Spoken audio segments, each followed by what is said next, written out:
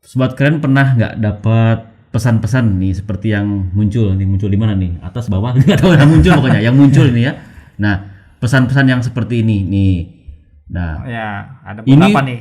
beberapa pesan yang muncul seperti ini mungkin tiap hari kita rasakan ya.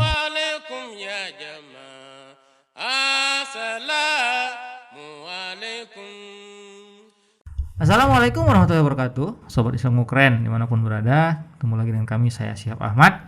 Saya Mujafar Ahmad.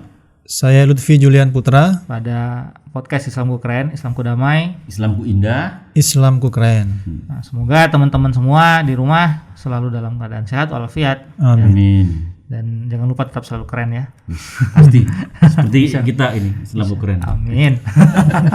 Nah, insya Allah pada hari yang cerah ini ya, mudah-mudahan cerah semua juga di rumah. Ya, kita mau ngebahas soal yang lagi viral sekarang ini itu ya, di media sosial ya, di Instagram, di Twitter, di YouTube juga sering muncul nih, ada parodi dan sebagainya mengenai sebuah film ya, film Squid Game katanya.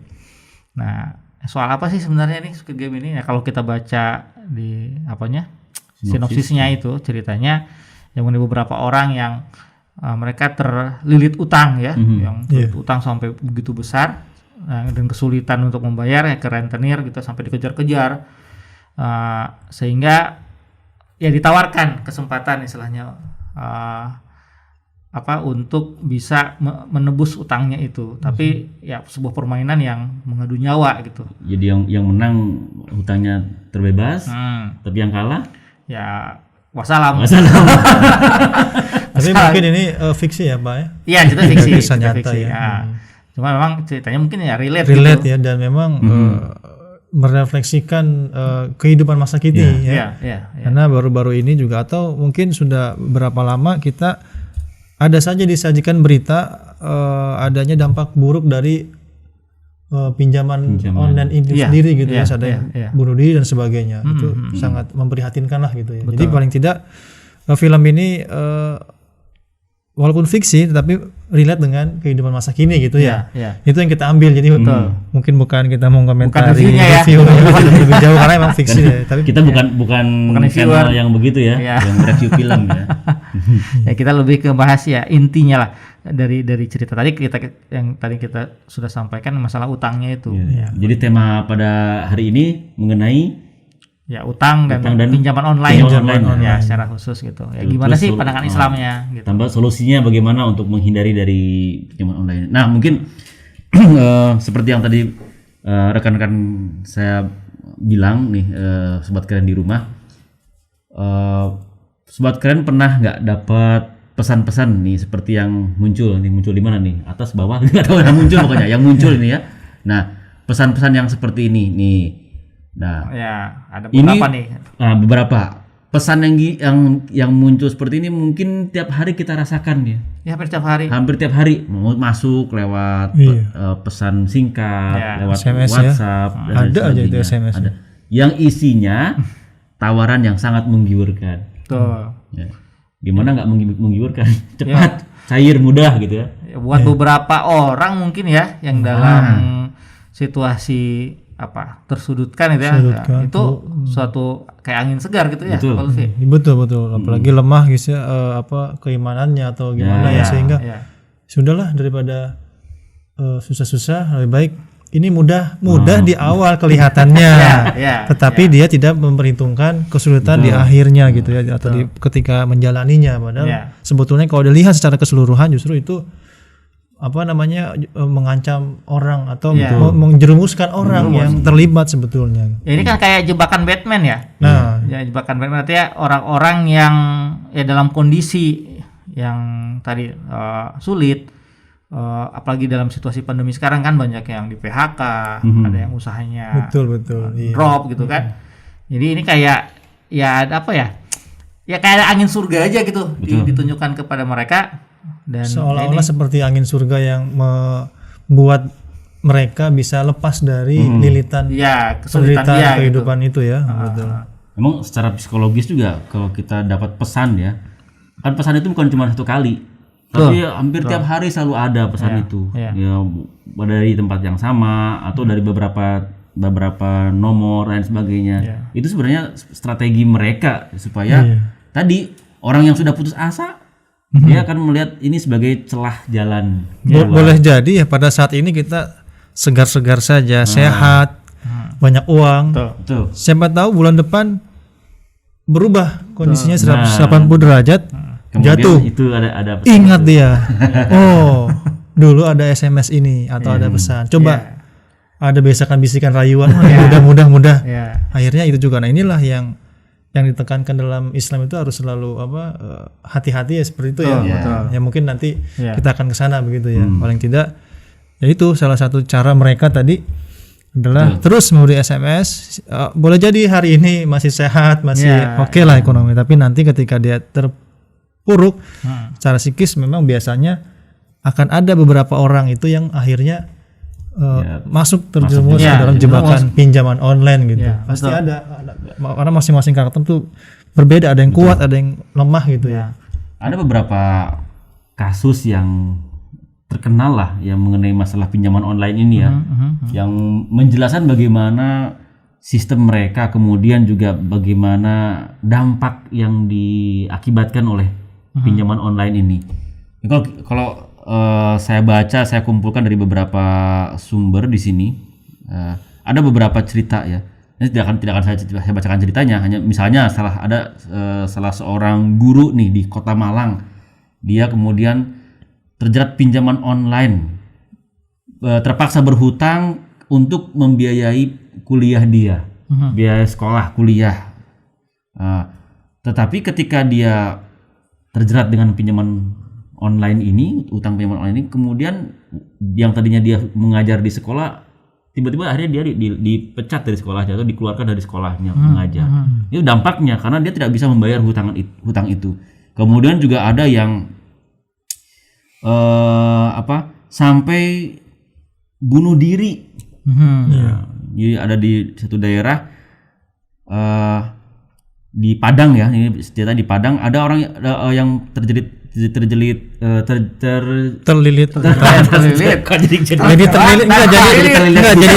juga, lidahnya pun jangan ikut terlilit gitu ya, terlilit hutang terlilit hutang ya, kemudian dia bunuh diri, ditemukan tewas ya, bunuh diri di rumahnya. Kemudian juga ada yang sampai nekat merampok orang merampok lansia karena tadi terlilit hutang pinjaman online, ingin membayar itu tidak punya uang, akhirnya nekat dia sampai mencuri ya, merampok dengan kekerasan terhadap lansia gitu untuk mendapat uangnya. Ini kan berarti pengaruh yang sangat tidak baik sekali dari pinjaman jadi online. dampaknya itu berlipat-lipat Pak ya. Memberikan dampak buruk yang terus menerus ya. Malah sebetulnya ada di dalam hadis ya, Bukhari dan Muslim terkait dengan orang yang utang ini, dampak buruknya adalah di sana dikatakan bahwa sesungguhnya apabila seseorang terlilit utang, maka bila berbicara ia akan dusta dan bila berjanji ia akan mengingkari. Nah, itu udah sangat dalam kehidupan kita juga sangat jelas kan? Ya, bagaimana orang yang terlilit hutang ketika dia diminta membayar atau untuk membayar utang dia kadang-kadang juga berbicara tidak sesuai dengan kenyataannya, berbohong dan sebagainya. Jadi kayak seperti rantai ya. Jadi ketika satu keburukan kesalahan yang kita lakukan itu berakibat dengan efek domino. Ya, ada efek dominonya. Yang paling terendah ini mengingkari, tapi yang tadi yang paling buruknya sampai merampok gitu ya. Sampai ke sana. Dan itu bisa berakibat hal yang lainnya lagi gitu. Dan ketika orang ketika dalam keadaan sulit ya, itu bisa melakukan apapun kan akhirnya gitu. Apapun. Ya seperti yang tadi dalam film juga kan. Ya walaupun tahu gamesnya itu seperti apa, ikut saja. Walaupun seperti itu. Walaupun sampai harus tewas ya. Kemudian tetap ikut karena tadi terdorong tadi desakan ini kebutuhan ekonomi tadi. Nah, dari beberapa tokoh juga sebenarnya sudah dibahas juga ini ya. Termasuk Bapak Presiden kita juga pernah menyampaikan Jokowi ya mengenai pinjaman online ini, apalagi sekarang banyak yang ilegal kan. Kan ada, walaupun ada yang legal gitu ya, tapi ada juga dan Banyak cukup sekali, banyak banyak sekali sekali yang ilegal yang akhirnya ini yang menjerumuskan orang-orang dan sangat disayangkan justru masyarakat kelas bawah yang banyak jadi korban gitu. Yang justru ya mereka udah nggak punya apa-apa gini ya. Betul. Nah, terus seperti dapat kayak dikasih uang mudah gitu kan. Nah, tapi nggak berpikir kemudian dari mana harus melunasi utangnya itu. Karena mungkin mereka juga orang yang sederhana dalam berpikir ketika ada kelihatan angin-angin surga tadi sebenarnya di awal ya langsung saja begitu ya, tidak bisa mengidentifikasi kemudian memfilterisasi bagaimana apakah ini baik baginya atau justru malah menjerumuskan gitu atau ini hanya tipuan belaka, rayuan belaka gitu ya. Ya ini kayak kita di rumah ada tikus yang di rumah ya kan, kemudian ini lagi nyari makanan ya, kita kan bisa set up perangkap tikus gitu ya, kasih betul. makanan. Nah, itu dia sebenarnya karena berkali-kali lewat situ ya, dia tahu berbahaya, cuma karena mungkin dalam kondisi lapar masuk juga ke perangkap itu. Nah ini gitu loh. Nah seperti itulah kurang lebih gambarannya ya. Gambaran seperti itu gitu kurang lebih. Gini Pak Lutfi. Nah sekarang kita mungkin sobat keren di rumah juga bertanya-tanya sih sebenarnya dalam pandangan Islam sendiri itu ya. Mengenai hutang itu diperbolehkan atau tidak? Nah kemudian apakah sama tidak berhutang dengan misalnya pinjam yang berbunga atau yang kita sebut sebagai riba itu ya? Rentan ya. Ya. Jadi memang harus dipisahkan ya antara utang itu sendiri ya dengan kegiatan rentan gitu atau rentenir ya. Bedanya Islam memang tidak melarang. Membolehkan berutang gitu ya, walaupun tidak ditekankan harus mengutang ya. Sebaiknya dihindari tapi boleh.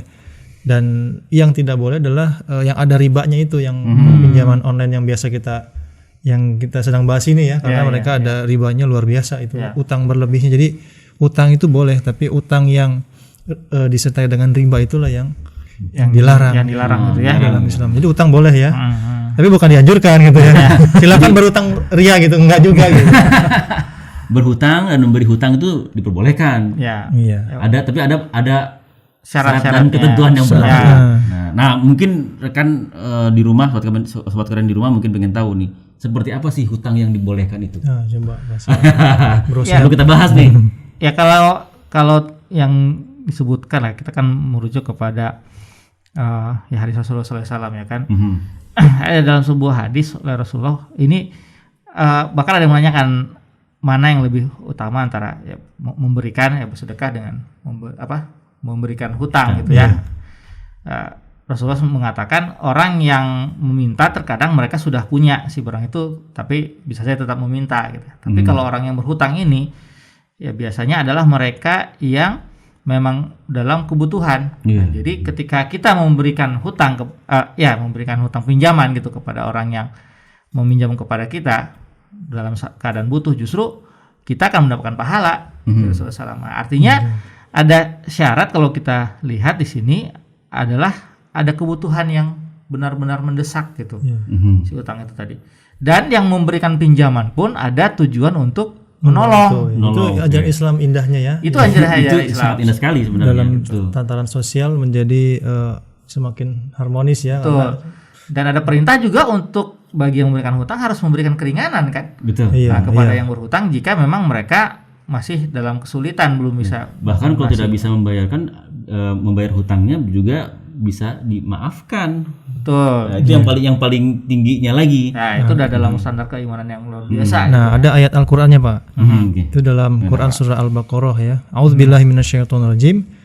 Wa in kana dzu usratin fanaziratun ila maisarah wa antasaddaqu khairun lakum in kuntum ta'lamun. Jika orang berutang itu dalam kesempitan, maka berilah ia tangguh sampai ia merasa lapang. Dan jika kamu menyedekahkannya atau membebaskan utangnya, maka akan lebih baik bagimu jika kamu mengetahui. Jadi ini bagaimana sikap seorang pemberi utang yang baik. Ya, harus melihat kondisi yang diberi utang itu, apakah masih sempit atau lapang. Karena biasanya tadi orang yang utang itu dalam keadaan sempit, berbeda dengan yang tadi yang riba yang pinjol itu mereka tidak mau tahu bunganya, harus justru memang malah sengaja terkesan gitu. dari saya lihat sebagai yang awam, bukan ahli ekonom gitu ya, tapi lihat Bukan ahli hutang. iya, saya juga sebagai maksudnya kita bukan ahli ekonom tapi ngelihat bagaimana prosedurnya, kemudian ketentuannya itu justru malah sengaja bikin si Susah ya, menyusahkan. peminjam utang itu sulit sehingga tidak bisa bayar, bunganya semakin besar. Beda dengan apa yang dianjurkan di Al-Qur'an ini gitu. Kan jadi kalau kita melihat sistem dari yang rentenir ini, dia mempermudah syarat untuk meminjamnya, tapi mempersulit syarat untuk melunasinya.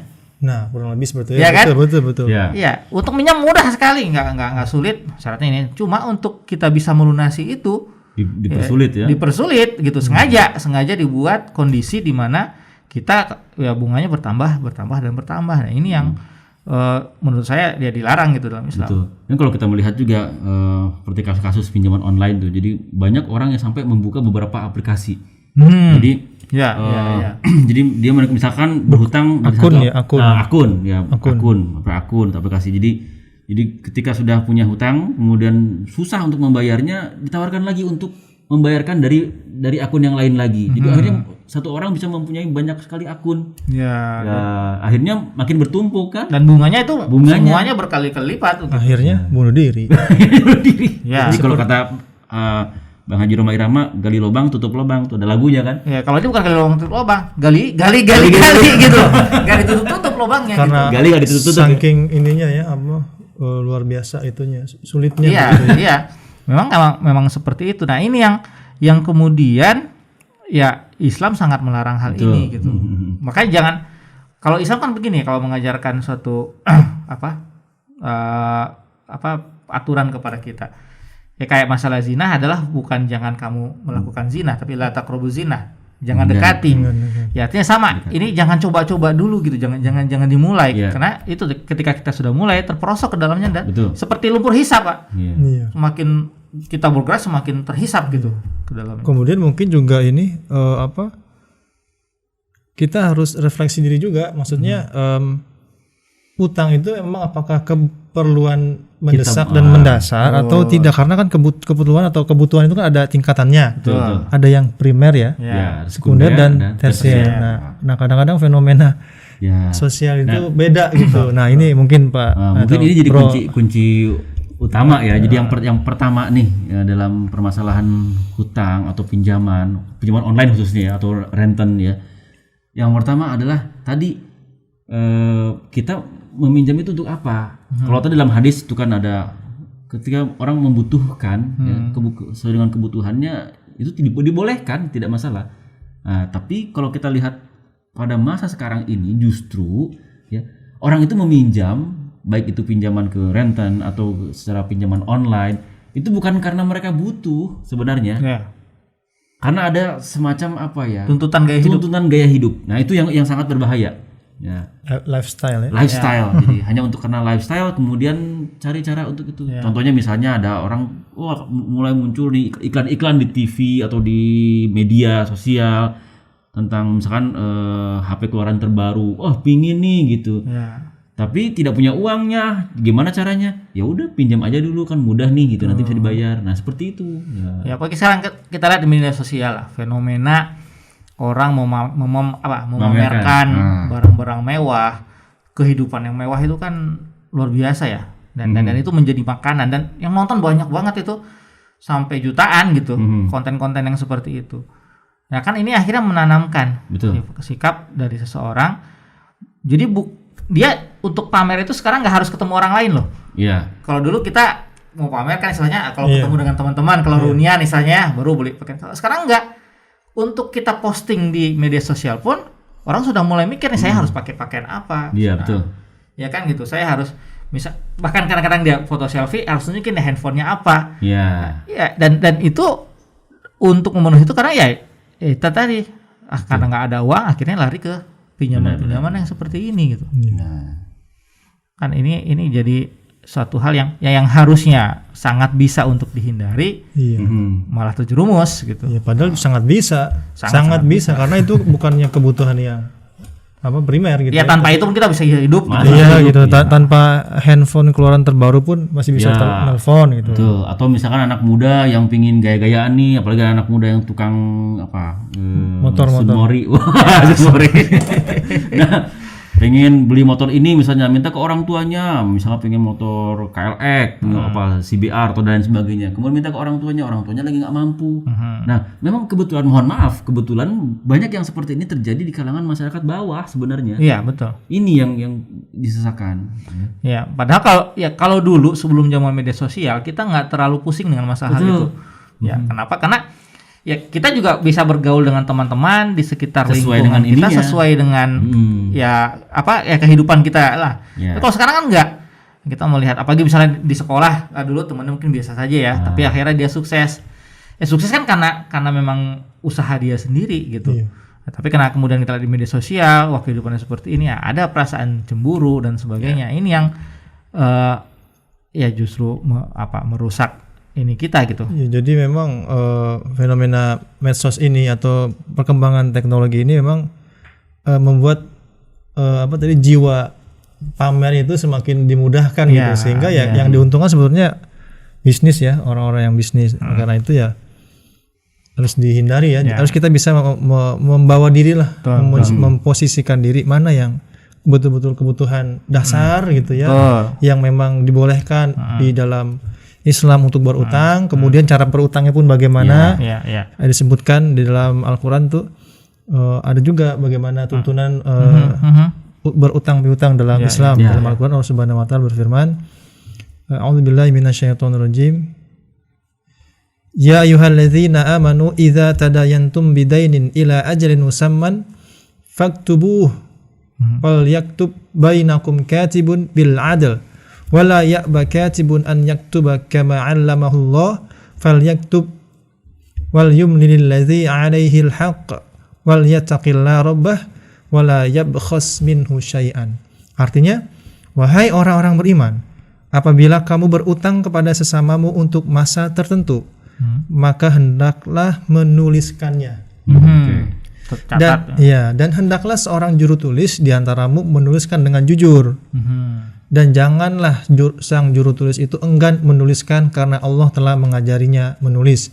Maka hendaklah ia menuliskan dan hendaklah orang yang berutang itu mendikte, dan ia harus takut kepada Allah Tuhannya, dan janganlah ia mengurangi daripadanya sedikit pun. Jadi di sini ada banyak poin yang bisa diambil oleh kita. Yang pertama harus ditulis sebetulnya, cuma kadang kita ya hanya sekian rupiah. Iya, kadang-kadang begitu ya. Ya kalau memang tidak ada masalah sih mungkin masih tidak apa-apa ya, tapi kadang-kadang kan bermasalah. Saya sudah bayar utang, belum, mana buktinya? Nah, itu tujuan daripada menuliskan itu gitu. Dan kadang-kadang lupa minjam, ya kalau minjam lupa sedikit lama-lama kan banyak juga kan. Itu yang kalau tidak tercatat jadi seperti itu. Betul. Itu yang sering buat banyak kejadian, ya katakanlah kekerasan terjadi itu karena itu. Perselisihan percekcokan karena memang tidak tertulis. Minjemnya ingat ya, pas mau minjem ingat, pas minjemnya ingat, pas ditagihnya lupa. Jadi ingat teman itu pas mau minjam. Lupa dia pas ditagih. Ya kan? Nah, ini penting juga diperhatikan. Bahwasanya ketika kita mau meminjam itu tidak boleh ada niatan kita tidak mau membayar utang kita. Itu juga jelaskan. Namanya kan meminjam ya. Meminjam. Bahkan dalam sebuah hadis Rasulullah pernah menyampaikan bahwasanya dosa dari seorang yang syahid, kita tahu orang yang syahid kan langsung diangkat ke si Allah Subhanahu wa taala ya. Semua akan dimaafkan kecuali satu, yaitu utang. Gitu. Jadi seorang syahid pun kalau dia punya utang kemudian dengan punya intensi tidak membayarnya, itu menjadi dosa besar buat orang itu gitu loh. Nah, ini juga makanya harus jadi perhatian ketika kita meminjam, niatkan untuk membayar juga gitu. Kita meminjam memang untuk dibayar, bukan meminjam untuk menipu orang itu gitu. Ya, karena ada hadisnya berarti sebetulnya ada fenomenanya. Orang yang memang seperti itu ya. Mungkin bukan hanya sekarang ini, dari dulu sudah begitu. Betul. Dan orang yang berhutang itu kan seperti kita berjanji. Kalau kita berhutang tidak mau tidak mau membayarnya hutang kita, berarti kita berjanji tidak mau menepati janji kita. Nah, itu. Nah, sekarang kita ngomongin solusinya nih. Nah, Iya, pasti ya, harus ada solusinya nih. Jangan hanya membahas ini Jangan mudarat cuma kita bilang ini gitu. ini jangan Gitu nggak Nggak ada kasih solusi, kan? nah. Nah, makanya solusinya apa? Ada nggak sebenarnya solusi dari ya bagaimana kita bisa pertama terhindar dari pinjaman ini ya dan tidak terjerat dalam riba lah itu terutama gimana mungkin? Itu kan solusinya sebenarnya ada 3 nih. Nanti mungkin bisa jelasin sama kita semua ya. Ada, paling tidak ada 3 ya. 3 paling tidak. Yang pertama kita harus tahu apa filosofinya. Ya. Filosofi kehidupan kita. Ya. Nah, seperti apa? Kemudian yang kedua aksi kita apa? Ikhtiar lah ya. Ikhtiar. Kemudian juga terakhir ya mungkin doa yang paling terakhir tuh. Betul. Itu 3 solusi. Nah, yang pertama filosofi tentang kehidupan kita bahwa kita harus selalu memiliki sifat qanaah dalam kehidupan kita. Kan tadi kita bahas nih. Qanaah itu apa, Pak? Mungkin pemirsa atau sobat keren sebagian Secara sederhana qanaah itu berarti kita merasa cukup dengan apa yang kita miliki. Kan kita tadi bahas nih, banyak orang yang melakukan pinjaman ya, baik ke renten atau pinjaman online itu karena tadi bukan masalah, kalau masalah kebutuhan sih oke ya. Masalah kebutuhan tuh oke, karena itu kebutuhan. Tapi kalau bukan karena kebutuhan yang dasar ya. Kemudian kita mencari cara dengan seperti itu, berarti kita tidak memikirkan filosofi kehidupan kita. Tidak qanaah ya. Tidak gitu qanaah. Gitu. Ya itu merasa cukup itu sangat penting sih memang. Betul. Sebenarnya bukan dalam ajaran Islam saja, secara ya ekonomi juga sebenarnya orang itu yang harusnya merasa cukup ya kan. Ya. Walaupun memang sifat dasar manusia tidak pernah merasa cukup. Betul. Ya, Hawa kan? nafsu itu sudah pernah kata saya dikasih 1 gunung emas. Masih Saya kurang, minta perasaan sudah cukup. Saya minta gunung emas 1 ya. Dikasih rupanya masih kurang, ingin 2. Ya, 2 lagi lah, untuk 2 cukup lah. Dikasih 2, masih kurang lagi 3. Dan seterusnya ya memang itu. Ya kalau kita mengikuti hawa nafsu ya begitu ya kan. Apa yang kita inginkan dengan apa yang kita butuhkan itu tuh 2 hal yang berbeda gitu. Yang penting itu apa yang benar-benar kita butuhkan. Nah, insya Allah dengan cara seperti itu ya kita akan senantiasa berasa cukup gitu. Betul. Dan juga kita jangan selalu memandang ya, memang sekarang secara kemajuan teknologi ya di media sosial kita tidak bisa dipungkiri, kita bisa melihat si A, kekayaan orang lain ini dan lain sebagainya. Nah, itu jangan kita kemudian hanya memandang ke arah seperti itu aja. Karena dalam kehidupan kita juga kita harus lebih dianjurkan untuk memandang secara duniawi itu kepada di bawah kita, orang di bawah kita. Ini bukan kepada orang yang di atas kita. Ya memang kehidupan masa kini itu membuat orang itu mudah melihat keadaan orang lain. Kalau dulu kan paling tetangga ya gitu ya. Orang lain ketika arisan ibu-ibu lihat, tapi sekarang tuh bisa di Instagram, Facebook itu bisa lihat orang yang lain gitu kan. Banyak. Jadi itu yang bikin hawa nafsu itu ya keinginan itu semakin membara kalau tidak merasakan cukup tadi. Mungkin kalau istilahnya di set mode qanaah gitu ya. Jadi jiwa kita set mode qanaah gitu ya. Kalau ada di sini nih tombol pencet tombol qanaah. Pencet dulu, jangan tidak pencet, itu ada sebenarnya. Kalau tidak dipencet mau dipencet atau tidak gitu kan gitu. Nah, ini sebenarnya ada di dalam Al-Qur'an dalam surah Toha ayat 131 Allah SWT berfirman, A'udzubillahi minasyaitonir rajim wala tamuddanna ainaika ila ma mata'na bihi azwajan minhum zahratal hayatid dunya linaftinahum fih wa rizqu rabbika khairu wa abqa. Dan janganlah kamu tujukan kedua matamu kepada apa yang telah kami berikan kepada golongan-golongan dari mereka, maksudnya harta kekayaan ya, sebagai bunga kehidupan dunia yang kami cobai mereka dengannya, dan karunia Tuhan kamu adalah lebih baik dan lebih kekal. Nah, kemudian juga Allah SWT memberikan solusinya dalam surah ini juga, dalam Toha ayat 132. Wa'mur ahlaka bisolati wastabir 'alaiha la nas'aluka rizqa nahnu narzuk wal akibatu littaqwa. Dan perintahkanlah kepada keluargamu mendirikan salat dan bersabarlah kamu dalam mengerjakannya. Kami tidak meminta rezeki kepadamu, kamilah yang memberi rezeki kepadamu, dan akibat yang baik itu adalah bagi orang yang bertakwa. Jadi kita dilarang oleh Allah untuk melihat orang-orang yang katakanlah ya sebenarnya ini tentang golongan-golongan yang sukses dan sebagainya. Kita tidak boleh melihat seperti itu secara duniawi, ya. Tapi kita harus banyak-banyak bersabar. Ya tadi qanaah tadi, ya, memandang kehidupan kita, berdoa, sholat, ya, mengajak keluarga kita. Karena gini, terkadang ya dalam sebuah keluarga nih, kalau orang secara masih yang single mungkin dia secara masih pemikiran dia sendiri. Diri sendiri. Kalau udah berkeluarga kadang-kadang misalnya si suami udah mau sifat memiliki sifat qanaah nih, tapi di keluarganya tuntutan dari istrinya, anaknya, kadang-kadang manusia jadi lemah dengan situ gitu, karena pengaruh-pengaruh tadi dalam keluarga gitu. Ya ini makanya ya untuk memenuhi itu yang diperlukan ikhtiar, usaha terus menerus gitu ya, untuk bisa berpikiran cukup gitu. Ya harus selalu kalau ada kita menghipnotis diri kita sendiri gitu. Maksudnya kita ini sudah dalam keadaan cukup, apa yang kita dapatkan itu yang dari rezeki dari Allah Subhanahu wa taala ya kan. Dan ya itu yang kita syukuri, harus bersyukur gitu. Ya mungkin ada yang punya pemikiran begini Pak, masalahnya saya perasaan paling menderita, bagaimana apakah saya bisa keluar gitu kan, kecuali dengan pinjol gitu kan. Nah sebetulnya coba deh merefleksikan diri atau introspeksi diri, apakah kita atau yang pihak yang sedang menderita itu betul-betul melaksanakan kewajibannya sebagai hamba Allah Subhanahu wa taala, kemudian ibadahnya rajin atau tidak, kemudian apakah suka infak, apakah suka sedekah. Karena ini terkait dengan keyakinan Pak. Jadi dua hal yang bisa membuktikan ini, meyakinkan. Pertama keyakinan, yang kedua bukti fakta. Tidak ada orang yang rajin infak, rajin sedekah itu miskin Pak. Iya, betul. Boleh cari dia orang ahli ibadah, rajin berinfak, rajin sedekah, suka berbuat baik, sabar, miskin. Paling tidak dia tidak akan merasa kekurangan. Paling tidak merasa kekurangan. Gitu. Walaupun dia tidak memiliki harta yang banyak, tapi dia merasa hidupnya cukup aja gitu.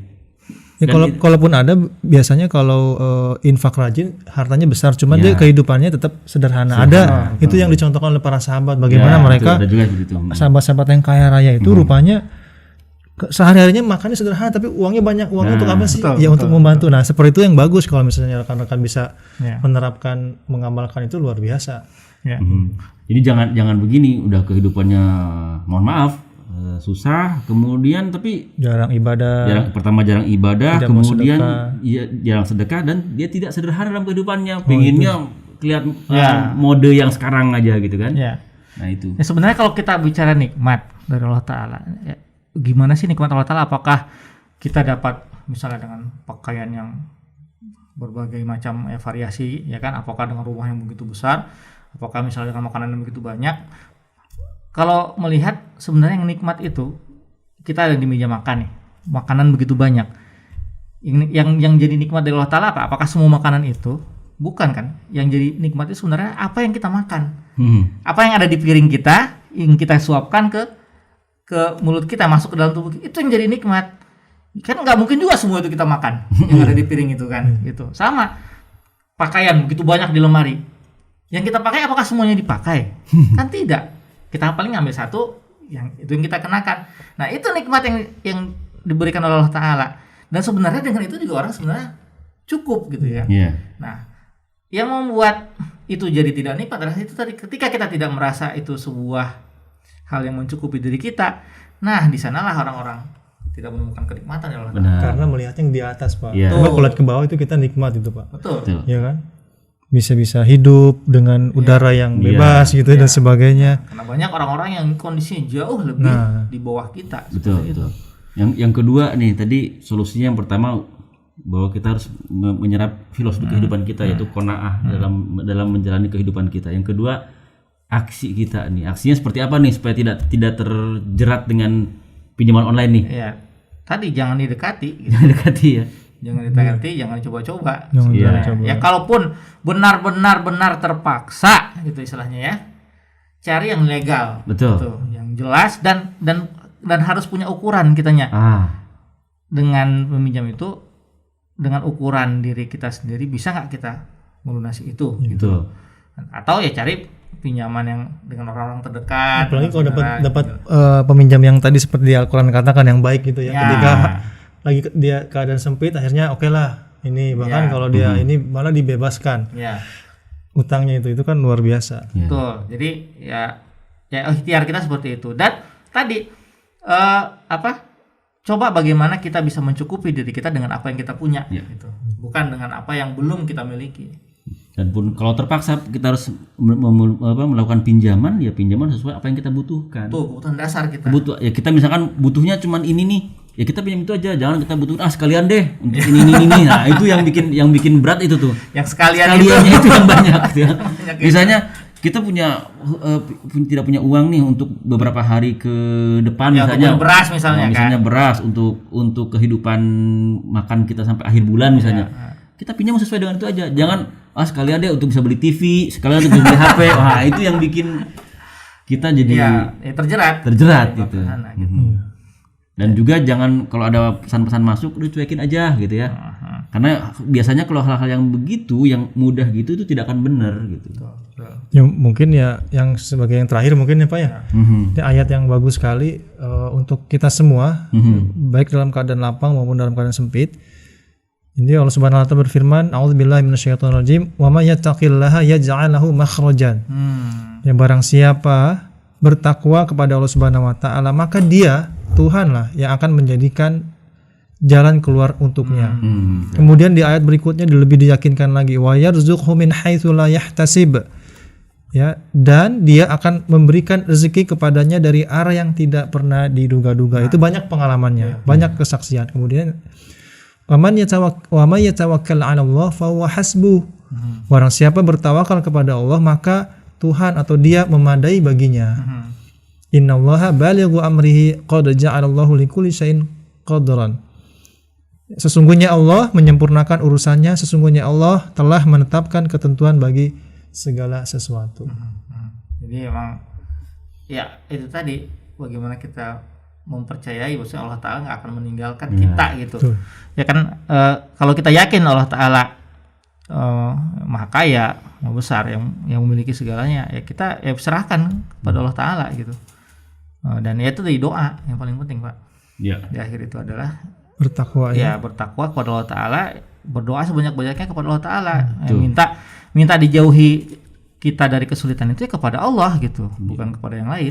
Sebagaimana dalam surah Al-Fatihah, iyyaka na'budu wa iyyaka nasta'in. Hanya kepada Allah gitu. Iya benar. Jadi kalau kita sebagai hamba ini sedang butuh-butuhnya, ya mohonlah sama Allah Subhanahu wa taala. Dan tidak lupa juga berusaha.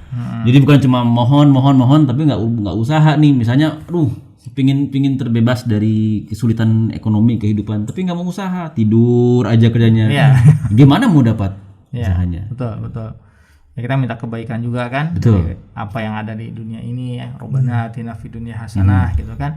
Ya supaya selama di dunia ya, kita dapat kebaikan gitu. Apa yang kita laksanakan, apa yang kita peroleh, itu semua ya karena dari kebaikan-kebaikan dari Allah Subhanahu wa taala. Ya mungkin itu ya Pak Lutfi. Pak Mustafa. Sebenarnya menarik ya. Bahasan kalau bukan karena waktu udah panjang. bisa panjang lagi. Tapi untuk masalah fikih yang lain ya itu mudah-mudahan di lain kesempatan lah kita bisa ngebahas ya masalah ini. Saya kira ya demikian ya pembahasan mengenai masalah hutang piutang ini, terutama masalah pinjaman online yang sekarang lagi rame gitu ya di luar. Sekali lagi bersikap bijak, ya berpikiran qanaah, dan ya jangan lupa beramal dan berdoa kepada Allah Subhanahu wa taala sehingga kita akan selalu menjadi orang-orang yang senantiasa bersyukur ya kepada Allah Subhanahu wa taala. Amin. Kalau begitu kami pamit. Saya Syihab, saya Muzaffar, saya Lutfi. Pamit dari Islamku Keren, Islamku Damai, Islamku Indah, Islamku Keren. Assalamualaikum warahmatullahi wabarakatuh. Assalamualaikum ya jamaah. Assalamualaikum